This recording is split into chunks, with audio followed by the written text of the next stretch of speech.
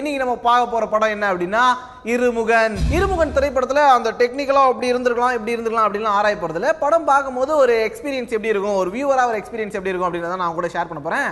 படத்துல கதை அப்படின்னு ஒன்று சொல்லணும்ல, கதை அப்படின்னு ஒன்று வச்சிருக்காங்க. படத்தோட ஓப்பனிங்ல இந்தியன் எம்பசில பாம்பு அடிச்சிருது.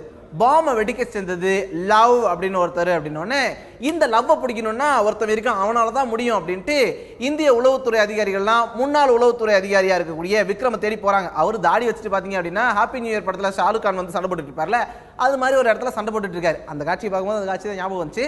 சண்டை போட்டுட்டு இருக்கும்போது தம்பி உன்னால மட்டும் தான் முடியும், இந்தியாவே உன்னை நம்பி தான் இருக்கு, அது மட்டும் இல்லாம லவ் வந்து உன்னுடைய பழைய எதிரி தெரியும்ல அப்படின்னோடனே விக்ரமும் ஓகே வரேன் அப்படின்னு சொல்லிட்டு லவ்வை தேடி போறாங்க. இவர் ஒரு முன்னாள் அதிகாரி அப்படின்றதால இவருக்கு ஹெல்ப் பண்றதுக்காக நித்யா மேனனி கூட கூட்டு போறாங்க. போய் பார்த்தாதான் அந்த லவ் யாரு அப்படின்னா, நீ மட்டும் என் கூட சேர்ந்துட்டா நீ தான் ராஜா நான் தான் ராணி அப்படின்னு அவர் தான் அந்த லவ் அப்படின்றது தெரியுது.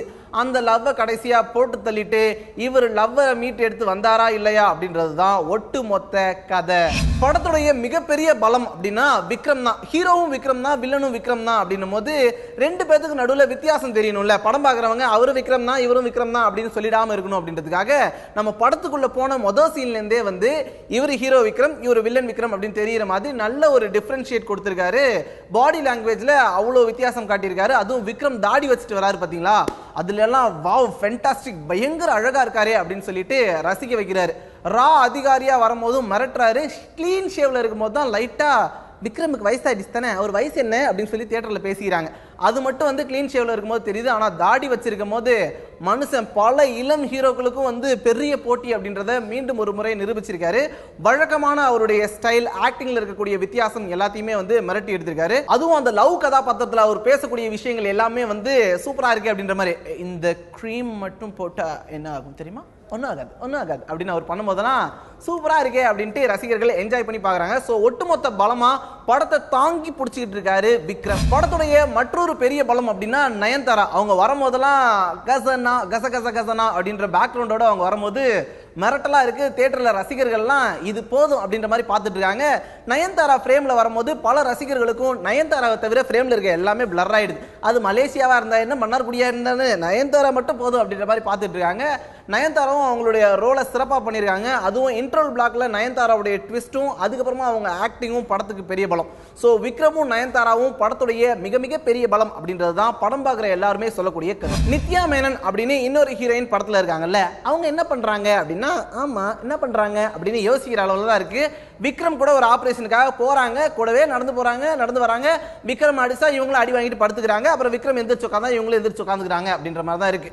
நித்யா மேனனை பொறுத்த வரைக்கும் எப்பயுமே இப்படிதான் பொண்ணுங்க பின்னாடி சுத்துவியா அப்படின்னு ஓகே கண்மணிலாம் பேசும்போது அழகா இருக்குங்க இந்த பொண்ணு அப்படின்னு நிறைய பேர் ஃபீல் பண்ணாங்கல்ல, அதே மாதிரி ஒரு ஃபீல் இந்த படத்துல இருக்கு. நல்லா குண்டா இருந்தாலும் நல்ல பப்ளி மாஸ் மாதிரி அழகா இருக்காங்களே அப்படின்னு ஃபீல் பண்ணா அவங்களுக்கான விஷயங்கள் ஏதாவது கொடுத்திருந்தா படத்துல இன்னும் கொஞ்சம் சுவாரஸ்யமா ரசிக்கிற மாதிரி இருந்திருக்கும் அப்படின்றதான் ரசிகர்களுடைய எதிர்ப்பு. இது வரைக்குமே ஸ்பாயிலர் இல்லாம தான் கதை சொல்லியிருக்கேன் அப்படின்னு நம்புறேன். இன்னும் கொஞ்சம் கவனிக்க வேண்டிய விஷயங்கள்லாம் என்ன அப்படின்னா, படத்துல சயின்ஸ் நிறைய இடத்துல பயன்படுத்திருக்காங்க. டிஸ்க் அப்படின்னு ஒரு ஸ்பீட் மருந்து அடிச்சோன்னு வச்சுங்களேன், உடல் அப்படியே 10 மடங்கு சக்தி வந்து சண்டையெல்லாம் செம்மையா 5 நிமிஷத்துக்கு போடலாம் அப்படின்னு சொல்லியிருக்காங்க. அது படத்துல நிறைய இடத்துல நல்லாவும் எடுத்திருக்காங்க. அவன் ஸ்பீட் மருந்து எடுத்துட்டானா இப்போ என்னமோ ஆக போகுது அப்படின்ற மாதிரி நிறைய ரசிகர்கள் பார்த்துட்டு இருக்காங்க. ஆனா இந்த மருந்தை பல இடத்துலயும் லாஜிக்கோட பயன்படுத்தியிருந்தா நல்லா இருக்கும் அப்படின்றது தான் படத்துல நிறைய பேர் ஃபீல் பண்ணக்கூடிய ஒரு விஷயம்.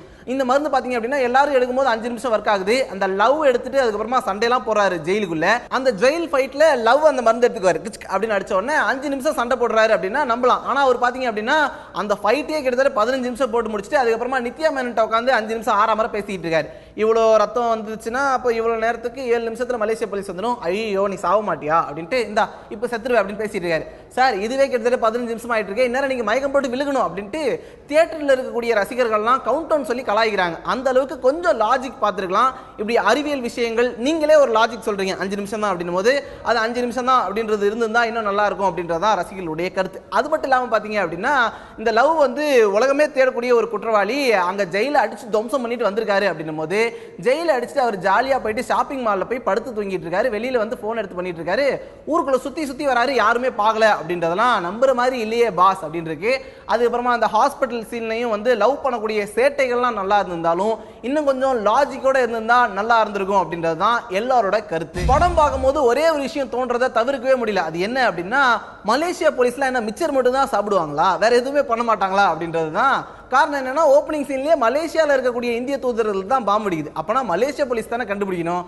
ஆனா வந்து இந்தாங்க நீங்களே கண்டுபிடிங்க அப்படின்ட்டு இந்திய அதிகாரிகள்ட்ட கொடுத்துருவாங்க அப்படின்றதுல சொல்ற ஆரம்பிச்சு என்ன நடந்தாலும் விக்ரம் தான் வந்து மலேசியா போலீஸையே காப்பாற்றணும் அப்படின்ற வரைக்கும் மலேசியா போலீஸ் ரொம்ப வீக்கா இருக்காங்க பாஸ் அப்படின்ற மாதிரி தான் படத்துல காமிச்சிருக்காங்க. இதை பார்த்துட்டு யாராவது மலேசியா பக்கம் போயிட்டு மருந்து எடுத்துட்டு போயிடாதீங்க, கொன்னு விடுவாங்க கொன்னு அப்படின்றது தான் எச்சரிக்கை மணி. பா ஒட்டுமொத்தமா படத்தை பத்தி நீ என்னதான்ப்பா சொல்ற அப்படின்னு கேட்டா நீங்க வந்து லாஜிக்லாம் பார்க்க மாட்டேன் சார், நான் எனக்கு படம் வந்து நல்லா இருக்கணும், சீன் பை சீன் என்டர்டைன்மெண்டா இருக்கணும் அப்படின்னா இந்த படத்தை நீங்க எத்தனை வாட்டி வேணா பார்க்கலாம்.